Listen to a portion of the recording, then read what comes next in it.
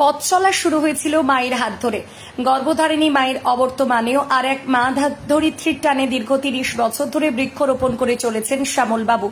বর্তমান বিশ্ব উষ্ণায়নের যুগে বিশ্ব উষ্ণায়ন নিয়ে যখন একের পর এক অশনি সংকেতের পূর্বাভাস দিচ্ছেন বিজ্ঞানীরা, ঠিক সেখানে দাঁড়িয়ে বর্তমান সময়ের মানুষ নির্দ্বিধায় একের পর এক গাছ কেটে চলেছে। সেই ঠিক একই জায়গায় দাঁড়িয়ে ধরিত্রী মায়ের টানে দীর্ঘ ৩০ বছর ধরে জেলা জুড়ে বট, আসুদ, আম, জাম সহ বিভিন্ন ফুলের গাছ নিয়ে প্রায় 10,000 গাছ লাগিয়ে অনন্য নজির গড়ে চলেছেন পশ্চিম মেদিনীপুরের খড়গপুর ২ নম্বর ব্লকের মাদপুর এলাকার বাসিন্দা শ্যামল কুমার বেরা। পেশায় রেলের কর্মচারী শ্যামল বাবু জানান, আমার লক্ষ্য কর্মজীবন শেষ হওয়ার আগে 1 লক্ষ গাছ লাগানোর। শ্যামল বাবু জানান, ক্লাস 6-এ পড়ার সময় মায়ের হাত ধরে প্রথম মাদপুরের ঐতিহ্যবাহী মনসা মন্দিরের বৃক্ষরোপণ করেছিলেন। সেই যে পথ চলা শুরু, তারপর স্কুল জীবন, কলেজ জীবনে এবং বর্তমান কর্মজীবনে একের পর এক গাছ ধরিত্রী মায়ের বুকে লাগিয়ে চলেছেন তিনি। শ্যামলবাবু আরও জানান, কলেজে পড়া চলাকালীনই তিনি রেলের চাকরি পান, আর চাকরি পাওয়ার কয়েক মাসের মধ্যেই অসময়ে মাকে হারান তিনি। তারপরেই মায়ের মৃত্যু শোকই যেন আরও তার গাছের প্রতি ভালোবাসা বেড়ে যায় এবং তারপরে তিনি ঠিক করেন জন্মদাত্রী মায়ের জন্য কিছু করতে না পারলেও ভারত মা বা ধরিত্রী মায়ের জন্য তিনি কিছু করে যাবেন। তারপরেই তিনি ঠিক করেন কর্মজীবন শেষ হওয়ার আগে 1 লক্ষ বৃক্ষরোপণ করবেন। যেই ভাবনা সেই কাজ 2024 সালে প্রায় 5,000-এরও বেশি বৃক্ষরোপণ করেছেন শ্যামল বাবু। পাশাপাশি শ্যামল বাবু সমাজের প্রত্যেককে বৃক্ষরোপণের প্রতি নজর দেওয়ার আবেদন জানান।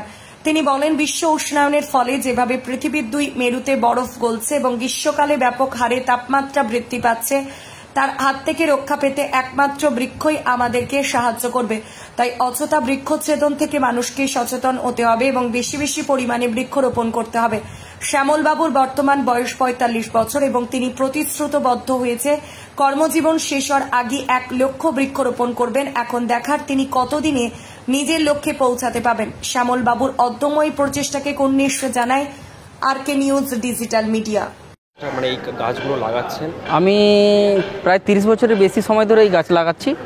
আমি তখন ক্লাস 6-এ পড়তাম। একদিন আমার মা মনসা মন্দিরে নিয়ে গিয়ে একটি বট এবং অশ্বত্থ গাছ আমাকে দিয়ে রোপণ করেছিলেন। সেই থেকে পথ চলা শুরু।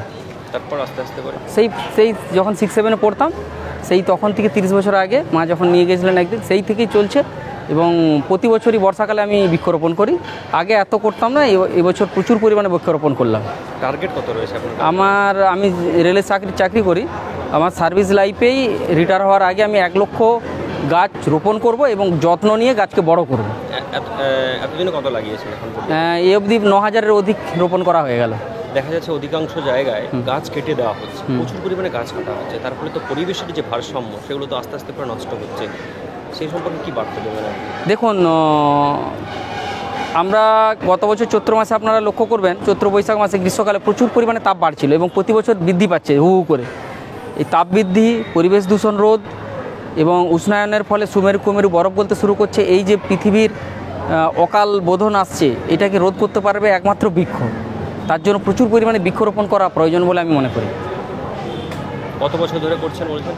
এখনো পর্যন্ত 30 বছর সময় ধরে আমি এই কাজটা করছি। মানে মায়ের হাত ধরেই পথ চলা শুরু হয়েছিল। তারপর থেকে লাগিয়ে 6-7-এ পড়তাম তখন থেকে। এখন চাকরি করি, কলেজে পড়ছি। পাঁশকুড়া কলেজে যখন পড়তাম তখন কলেজে লাগিয়েছি, চতুর্দিকে গাছ লাগিয়েছি। স্কুল, কলেজ, শ্মশান, স্টেশন, মন্দির, অফিস।